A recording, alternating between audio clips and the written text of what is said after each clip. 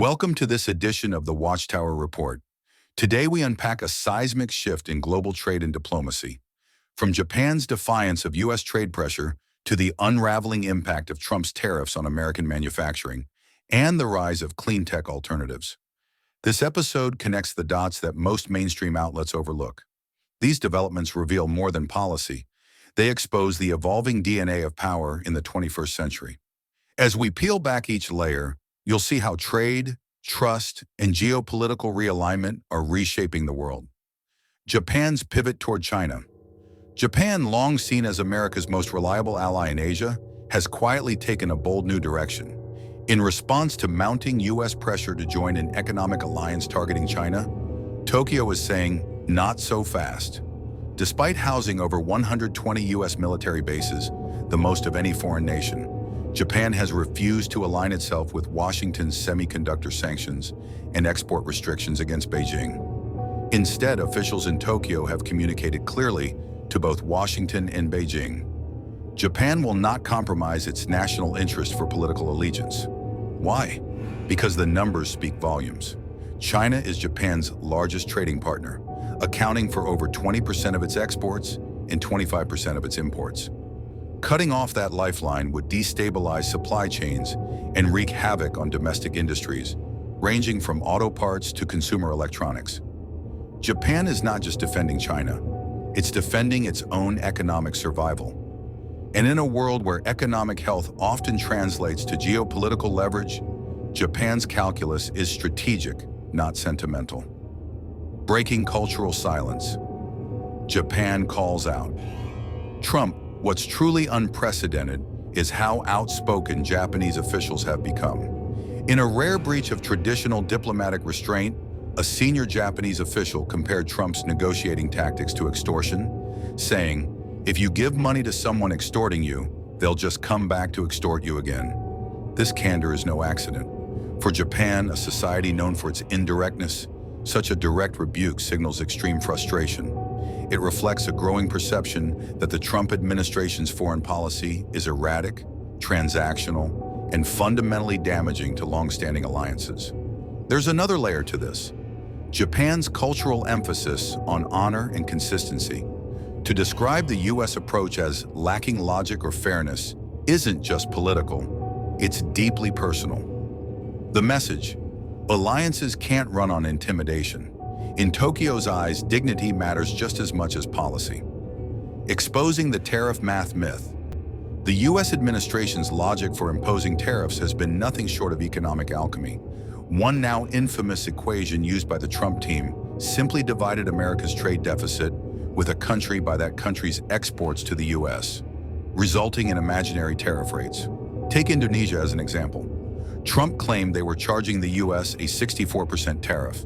In reality, when measured accurately by dividing duties collected by total imports, the effective rate was closer to 2%. This kind of statistical manipulation may sound abstract, but it has real-world consequences. It undermines trust, confuses markets, and sabotages honest negotiation. More importantly, it exposes a dangerous disconnect between political rhetoric and economic reality, one that allies like Japan can no longer ignore.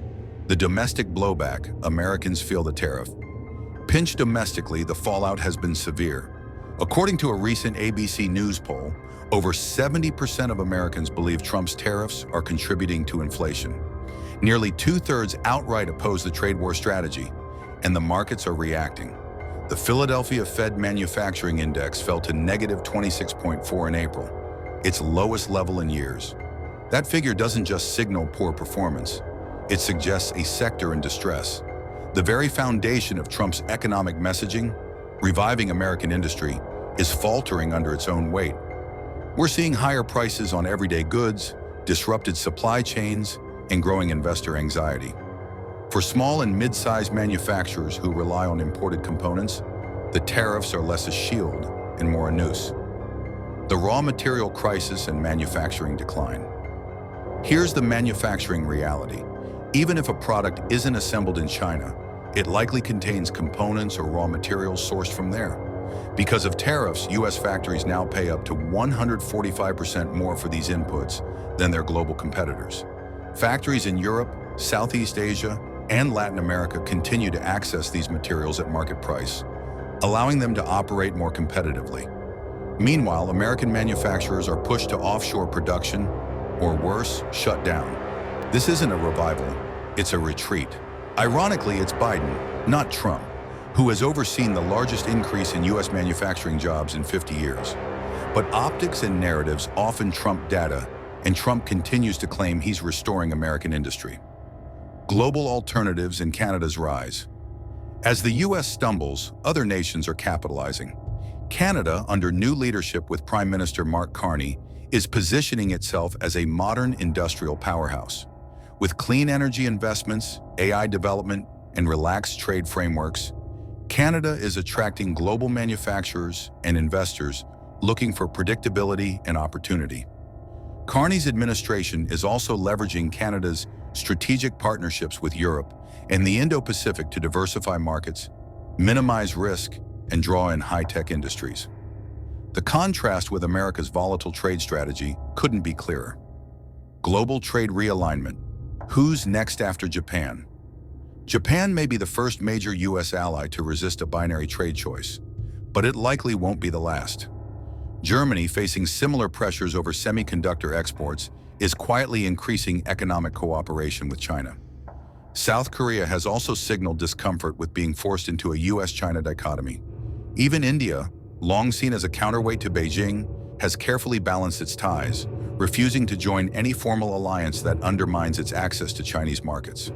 These moves reflect a global trend: nations choosing flexibility and economic realism over hardline ideological alignment. For Washington, this represents a diplomatic challenge of the highest order.